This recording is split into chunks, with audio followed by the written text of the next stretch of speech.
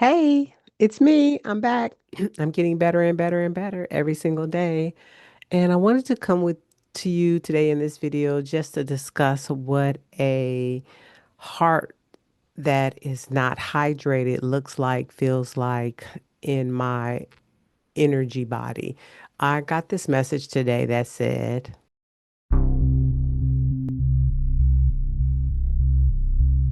hydrate the heart. And I had to think and ponder for a minute because my intuition just came in and it was clear, it was clean, and I just had to process and embody all the things that meant. It was kind of a little astounding. I'm still embodying it now, but as I allow myself to think and ponder and get the images of what this spiritual meaning of the heart meant to have a hydrated heart, I realized that it was talking about having a heart when it's not hydrated, it's a heart that is like neglected. It's like a rock garden, and it's not for its beauty. It's the garden that does have a cracky soil and doesn't have enough nutrients, and it doesn't it's unable to absorb the light and the flow of water appropriately. And so that's what the a dehydrated heart kind of looked like and felt like in that image. And it was really heavy and stagnated, and you had to pound to just get something in it. And sometimes we may feel like that, or situations in our lives, we push back because we're not ready to receive it. But this is when compassion comes in. And for me right now, I'm believing to hydrate the heart is compassion.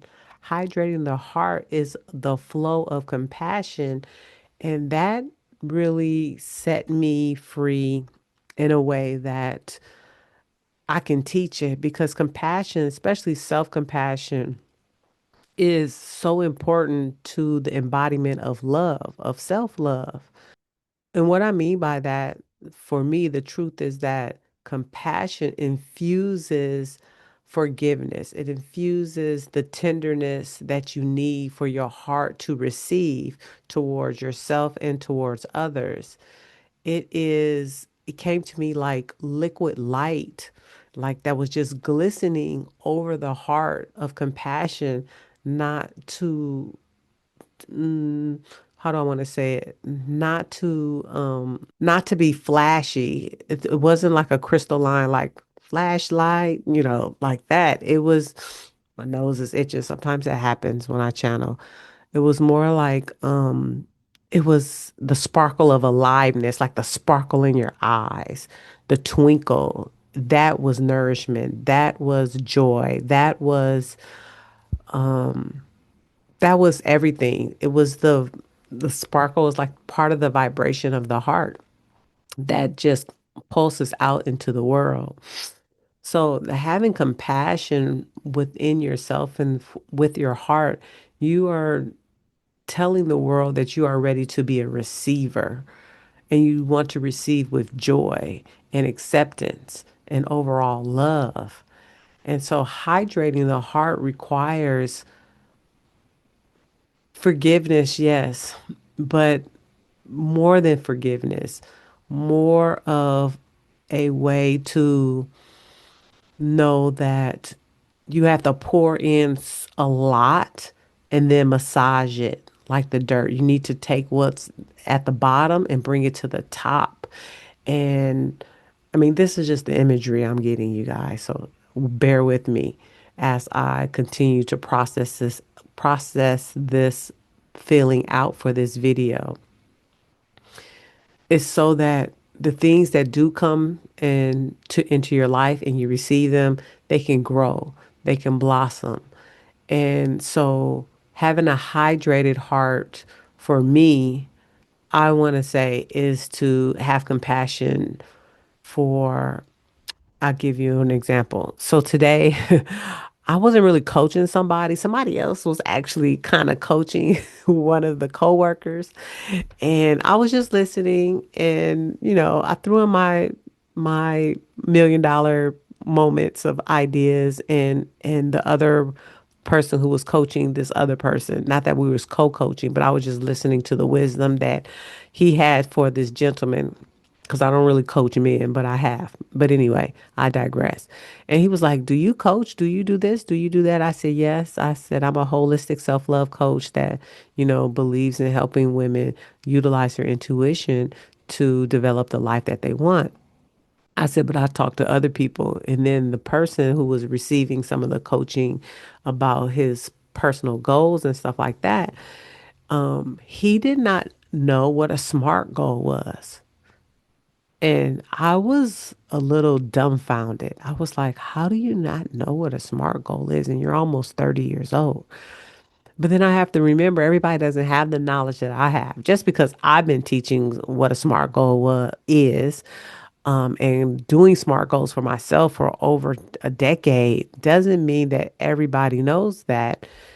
And I have to think, did I even know what a SMART goal was in my 30s?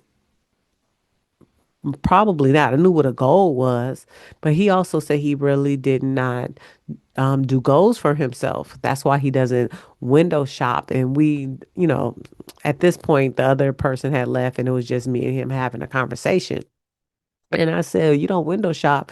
I said, "Well, then how do you visualize? How are you able to make goals and visualize the things that you want and you desire?" He was like, "Well, if I can't have it, then I don't want to look for it." And I was just like, "What? No, the reason why things come up in our past that we desire in our past, in passing, I should say, the reason why things come up is because that is divine love. God, universe is showing you, would you like this or would you like that? And you make the decision of receiving it." And he was like, so then we dissect some other stuff. But he was like, "I gotta go journal this. You're stressing me, not stressing me out." He said, "You're giving me a lot to think about." And I said, "Well, it's okay. Think about it, process it, but know that, you have short-term goals, you have long-term goals, and then you have your ultimate dreams. Your short-term goals are within a year. That's like for the discovery letter experience that's coming up. You just do a year. Those are short-term goals. Um, and with the from Dear Diary to Dear Me experience for the discovery letter, you are using your intuition to manifest that next year of your life so you can have something. So that experience, I'll put that information in the description. It's still only $44 right now, and you can get your ticket, and you can also get the discovery letter book. So when you'll be ready for the event in December. But going back, he was like, "Well, then what's the next stage?" And I said, "Then you have a 3 or 5 year goal, and then you have your big dreams of 10 years, because you don't even know for sure if your 10-year goal is really going to still be in your values and your norms at that time. You just don't know. You can have a big, big dream, but it's not going to always manifest the way you think it is within 10 years. And so I realized that, and this was after I got the heart metaphor about hydrating your heart. And I thought to myself, I said, "Oh, his heart is really like shrunk. It's really small. It's not, he doesn't have any self compassion for himself." And so I think that's how Spirit brought that to my attention and to my awareness privately. I didn't tell him this, privately, so I could just share it with you guys today. And it's so amazing that I'm, as a coach, I got to remember that everybody doesn't know what I know. I know a lot.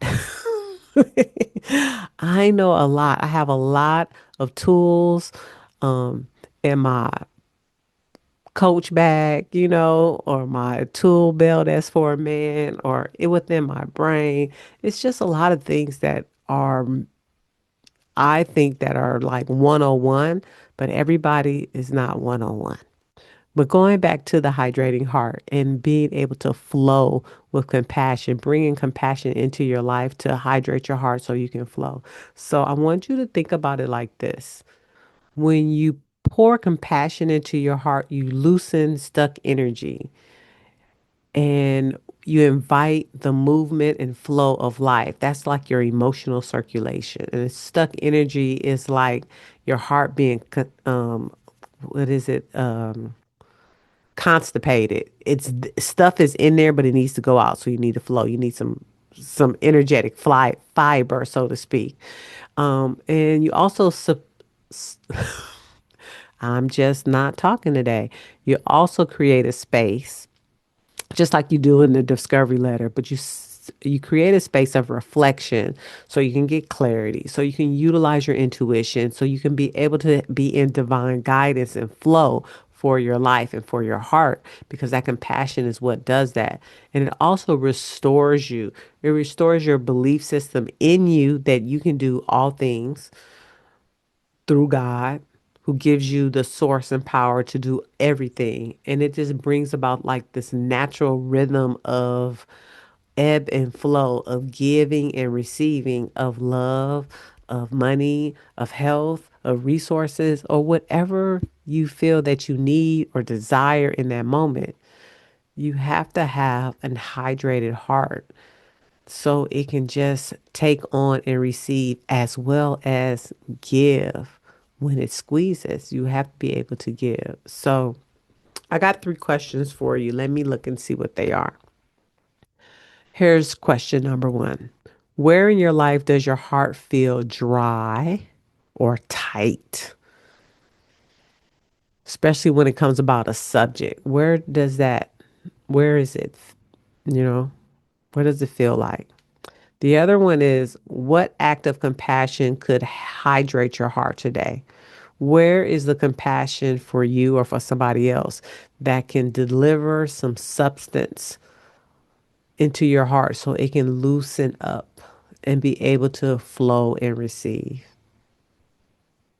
The third question is, if your heart were a body of water, what would it need to flow again? So when I think of my heart right now as a body of water, I am seeing that I am a pond, but I have a flow. Or is it a pond or a creek, spirit? I think it's more of a creek, but there's a flow in to the creek, and so there's movement. There's life in there. Yeah, there's life, there's movement. So my heart right now is a creek. I desire it to be an ocean, maybe, or maybe not. I don't know. I wonder if my creek is salt water or fresh water. I don't know. I'm gonna have to think about that.